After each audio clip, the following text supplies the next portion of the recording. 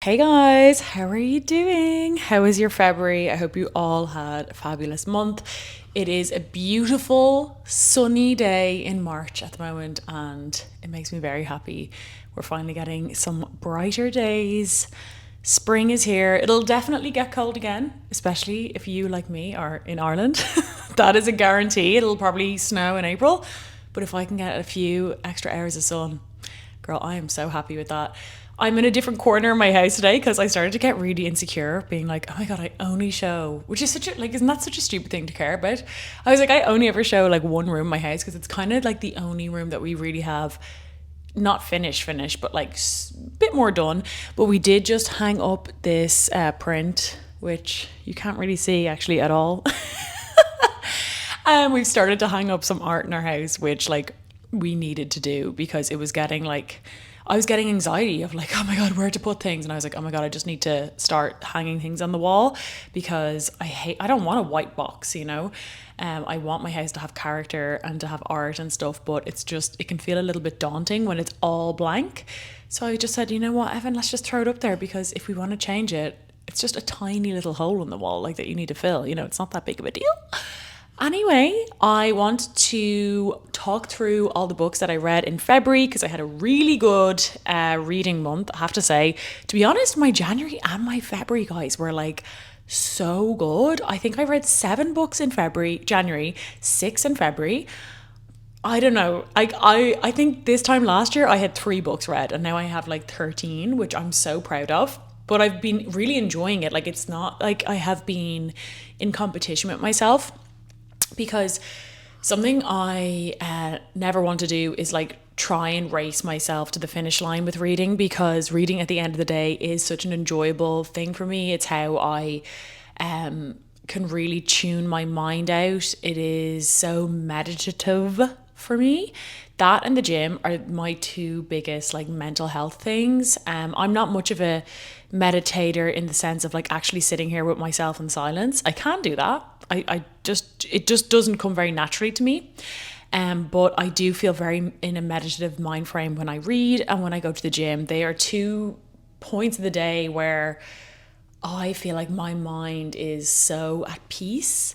So yeah, I really always make sure that I'm not, even though I do a bit of like obviously book work for content. The reason I do like talk about books online and the reason I talk about books on my social media is because I love to talk to people about books and I love to hear other people's opinions, and I love looking at book content for that reason. Not a lot, I don't think any of my friends really, 1 or 2 obviously, but like none of my friends are super big readers. So I can kind of be in my own little world when it comes to reading, which I also love. But I love to hear from other people who've read my books, read the books that I've read, who also read and can give me suggestions, because that's usually where I get the best suggestions, are like Book Talk and other booktubers and stuff like that. So anyway, there's my introduction. Me justifying, but my point of that is that like I never want reading to become something that like I feel I have to do for work, or feel like I have to read a certain amount of books because that's what other creators do. Like if I read 10 books a year, I'd be happy. If there were 10 great books, you know. But the last few months I've just been really I've been on a good run, but not every book has been a smash hit. So I'm going to talk about the 6 books that I've read for February, and we're going to give the star rating. I'm going to give my pros and my cons, and you can let me know. Please let me know, as always, if you've read these books. I would love to talk below. Even if you think I missed the mark on my review, like if there's something you feel like I missed, let me know as well, because that's the best thing about like talking about books sometimes, is like someone can give you a different perspective that you're like, oh my God, and it can kind of open up a new perspective. So let's go. So the first book that I read this year was Motherthing by Ainslie Hogarth. I read it on my Kindle, hence me not having the physical book here. I had great expectations of this book, and unfortunately they were not met. So this book centers around Abby, who's our lead character, and from the very beginning of the book we know that Abby's husband's mother, so her mother-in-law, has just died by suicide in the house that they are living, because they moved back into the house because his mother suffers with her mental health. And the whole book, the premise of the book, which I was really intrigued by, was that it was going to be this like, she was going to be haunted by her mother-in-law, and that would bring up all these other kind of emotions in her, especially around her own mother and, you know, mommy issues in general. And I think that's really interesting because I think a lot of the times books with female protagonists can center around daddy issues, where mommy issues are almost worse, you know. So I love reading about books like that. I also like any book that's a descent into madness. I like books that have unlikable protagonists, anti-heroes, etc., etc. But this book, it bored the living crap out of me, guys. I can't lie. Like, it was 200 pages before I kind of was like, okay. Like, I just felt like there was so many chapters of her talking about how incredible her husband was. And I understand the point that the author maybe did this was because we're meant to believe that Abby is kind of projecting all of the good on her husband, and she needs her husband to be really, really good while he's grieving and he's not being that great. But it's just like, if I wanted to meet up with, if I wanted to hear someone talk about how amazing their husband or their like boyfriend is, I don't know, I'd travel back 10 years ago and listen to a friend talking about some guy they just met off Tinder. Like, I just don't need to hear that. Like, either show me it as a writer if I'm meant to believe it, or just mention it once or twice. Like, I don't need the, like, I mean, it was chapters about how good this guy was. It was kind of nauseating. I also just felt like she didn't really get there with the haunting at all. So I didn't really know if this book was meant to be like a horror. Was it meant to be, I thought it was meant to be a horror really, like, but a light horror, you know, and it just didn't get there. And then without giving away any spoilers, like towards the end, like her descent into madness just didn't really convince me of anything. I don't think it really was in line with what the character, like where the character was going. Yeah, I just felt like it was like 50% trying to be a horror, 50% trying to be like literary fiction, as in like, you know, the human condition, but it didn't nail either of those things. For me, it was a no. I gave it 2 out of 5, which was probably, if I'm honest, a little bit generous, but anything lower than 2, I just feel really mean. Then I read The Bluest Eye by Toni Morrison. So I read this from my book club, which is called the Unreliable Book Club. I will leave the link below if you want to join it. It is an online book club. And in the app, you get chapter by chapter analysis. So it's spoiler free. So, you know, once you finish a chapter, you can go in and give your thoughts. You can read other people's thoughts without having any spoilers for future chapters. I think I've had it now since sometime last summer, I think maybe August, and it's so great. There's only 1,000 people on there, and it's not overwhelming or anything. There's also like no pressure to actually talk about the book if you don't want to. It can just be a nice way of getting like a book recommendation per month. And I usually haven't read the books as well. I read along with everyone else. I call it the Unreliable Book Club because I love an unreliable narrator. I also love an anti-hero, or I love books that are about like taboo or dark topics. So that's kind of the broad umbrella in which we choose our books from. And this is an author I've wanted to read for a long time, Toni Morrison. And I know her books. I knew before I read this book that her books are meant to be very intense. They talk a lot about race. They talk a lot about poverty in America. And The Bluest Eye was a heavy book, I won't lie. It was super heavy. Very short though, which I appreciate. Like if I'm going to read a heavy book, I really do appreciate when it's like under 300 pages, because sometimes like if you're reading a huge long book and it's just like dark, even for me as someone who likes things dark, that can be a little bit overwhelming. But this is an incredible book. So it's called The Bluest Eye, as I said, and it follows a group of young Black girls in Ohio. Specifically, 2 of the girls kind of narrate it. It's kind of done in a interesting perspective. Like you're not really inside anyone's head. It's not a very linear way of like telling the story. It could be quite a challenging book if you haven't read a lot of literary fiction. It's probably more for like an intermediate reader, I would say, just in terms of like its prose. There's some stream of consciousness in there, but nothing too challenging, I don't think. I wouldn't consider it too challenging anyway. But it is centered around these kind of families in a town in Ohio, and they are a Black family, and they're really, really, really poor. And it specifically centers around these 2 girls observing another girl called Keough. I think that's how you pronounce her name anyway.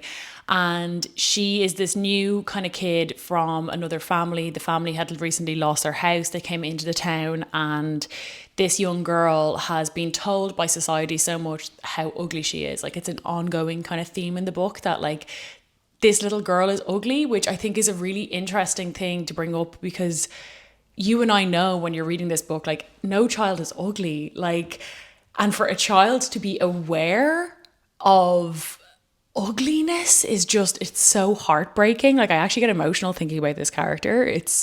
She broke my heart, if I'm really honest. And she wishes for her eyes to be blue throughout the whole book. So that's why it's called The Bluest Eye. And it really centers around the beauty standard, around whiteness, especially for little black girls, how they are spoken to historically. And, you know, this is set in the 40s, and you still see these themes throughout the beauty standard today.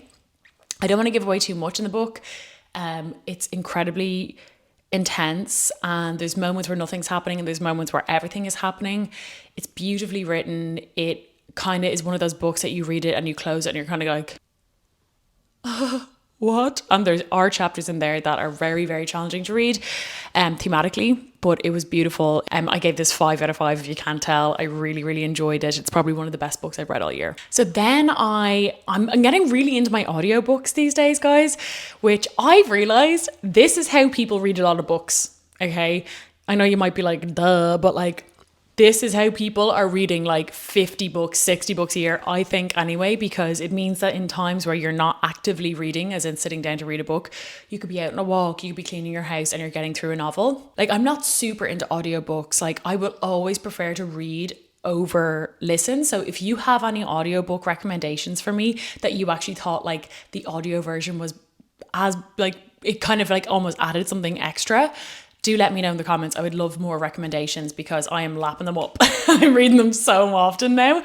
And this would be the second or third audiobook I read this year, which was Demi Moore's memoir, Inside Out.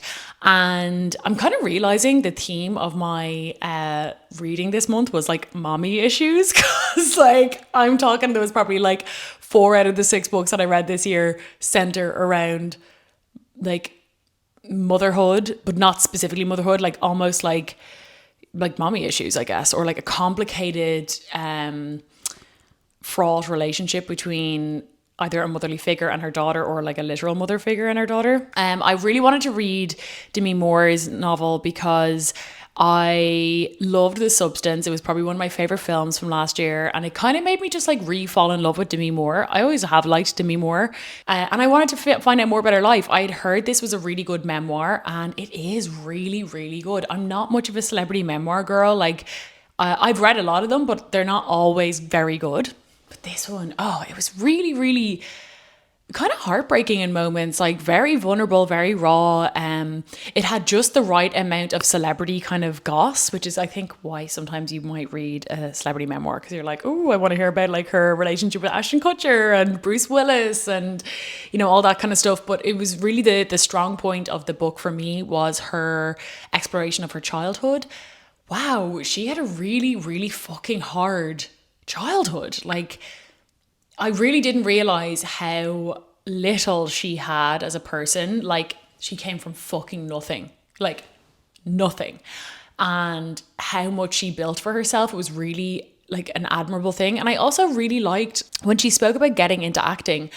It was really refreshing for some reason to read someone kind of almost mistakenly getting into acting, or she kind of got into Hollywood because she'd began modeling. Like, she didn't know what to do, and she kind of met this girl who was modeling. She started modeling and then acting, and she was making more money. And it wasn't this whole thing of like, actors can take themselves so seriously sometimes, and they can be very like, it's the love of the craft and blah, blah, blah, blah, blah. And she just kind of realized that throughout her whole life, she never really fit in. And she always felt like she was very good at masking, I guess, to an extent in social situations. And I can kind of relate to that in a weird way. I don't really need to expand on it a lot, but I really related to what she was saying, as in like, you know, there was times where she would be in groups of people, and in order to fit in, she would find herself just kind of being what they expected her to be, but it wasn't herself.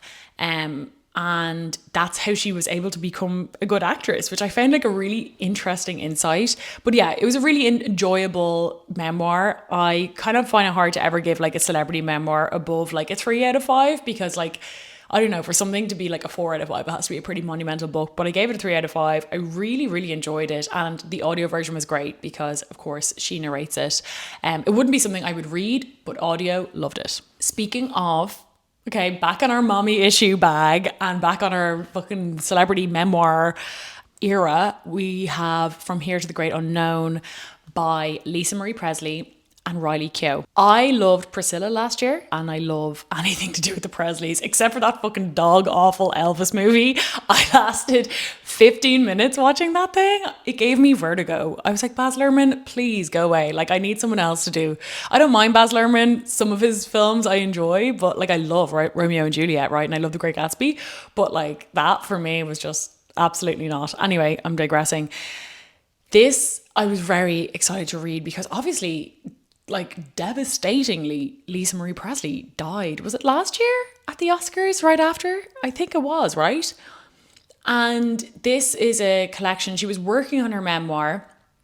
Riley Keough, her daughter, was helping her write it. So she had all these tapes of, you know, basically, you know, her mother telling her life story, and she was helping her write it. And then obviously her mother died. So Riley Keough finishes the book for her.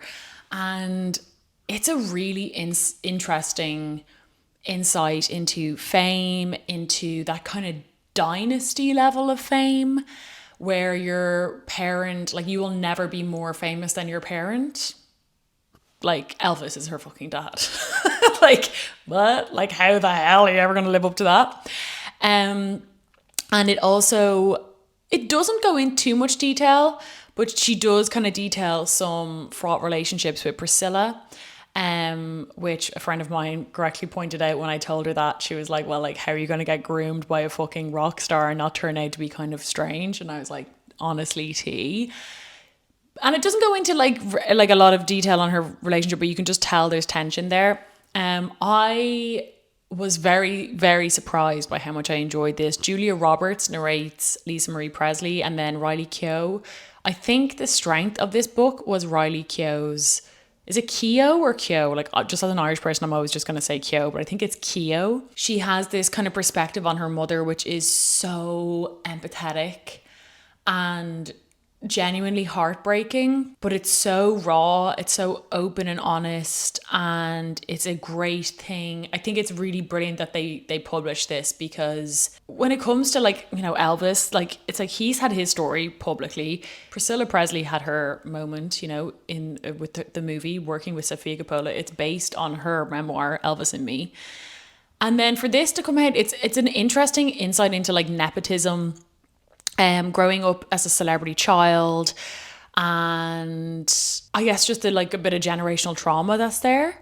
But really enjoyable, really fast audiobook too. Again, I think I gave that 3.5 out of 5, just because it had a little bit of extra zing to it, and I'm a sucker, as I said, for like an old Hollywood moment. Then I have Glorious Exploits by Ferdia Lennon. I just realized I read so much on my Kindle last month. This is the only physical book that I actually read.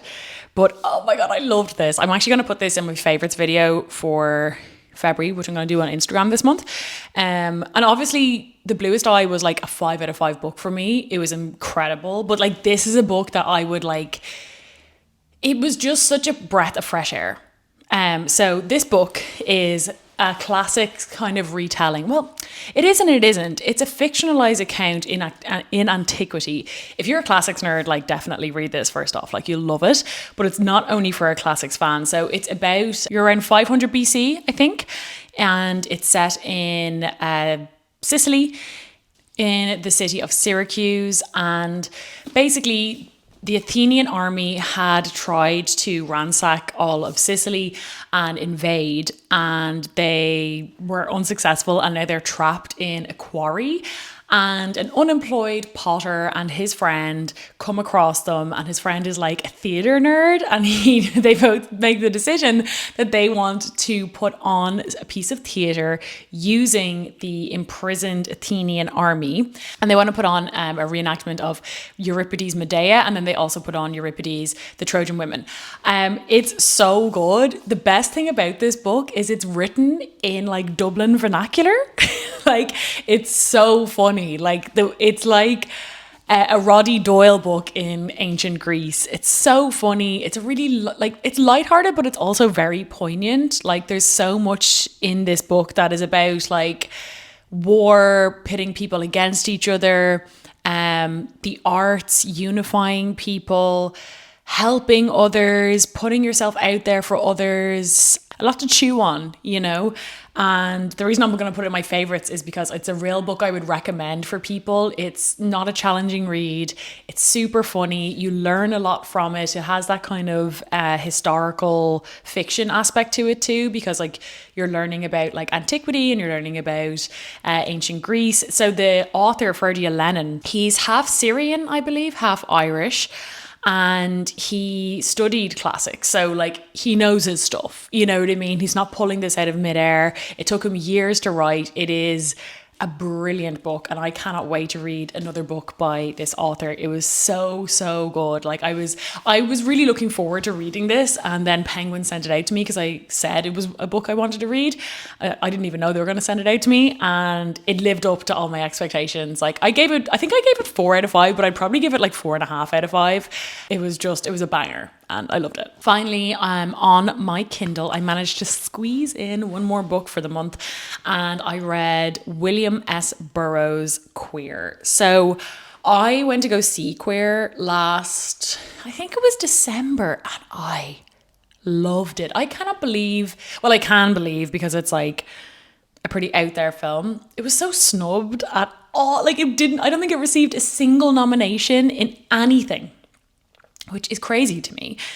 It is such a cool film. So cool. And I wanted to read the text it was based off. So I'll give you a synopsis first, and then we can talk about maybe the film versus the book. It follows a character called Lee. It's actually, I believe, William Burroughs wrote the book Junkie, and this was meant to be part of Junkie, but then they ended up not including it. So it's the same character, if you've ever heard of Junkie, and it's about this guy who is ex-military, and he is a heroin addict, and he goes to Mexico in this to kind of try and get off drugs. That's what the book is about anyway. He tries to get off drugs, and he becomes infatuated with this other guy, this younger guy, who he end up having a kind of like, well, definitely a romantic and physical affair, but there's, you know, a lot of kind of cultural critique on sexuality, being gay, drug addiction, and then the two guys go on this kind of quest to find out about ayahuasca. I was, as I said, pretty blown away by this movie. It's directed by Luca Guadagnino, who obviously also directed Challengers and Call Me By Your Name, so like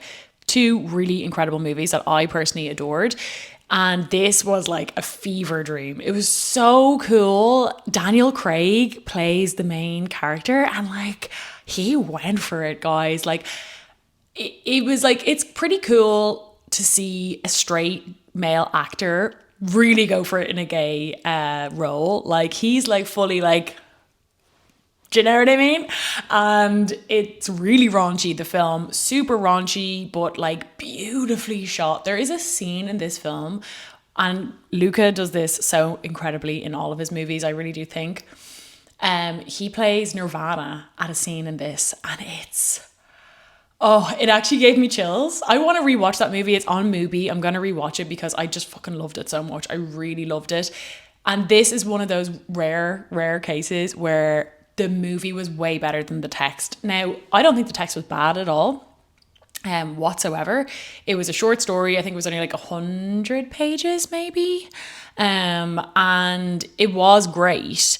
I wonder what it would have been like for me to read it before the film, because I think I just ended up comparing it to the film so much, which I hate doing. But because the film was just an amazing adaptation, and it had so much in it, and like so much depth to the characters, so much tension sexually and politically, And it was such a crazy trip. Like when they go to get the ayahuasca in the film, it is like, it's like Hunter S. Thompson's Fear and Loathing with Johnny Depp. Like it goes to that level. Whereas in the book, it's kind of not really fleshed out that much. And there's also no real ending in the book.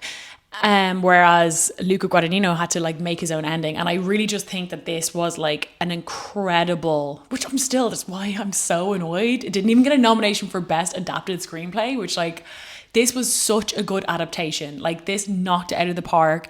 It was so true to the text, so true to like William S. Burroughs, but also it expanded on it, and it was just such a sexy, stylish film. So I don't think you need to read that, but I would really recommend you watch Queer.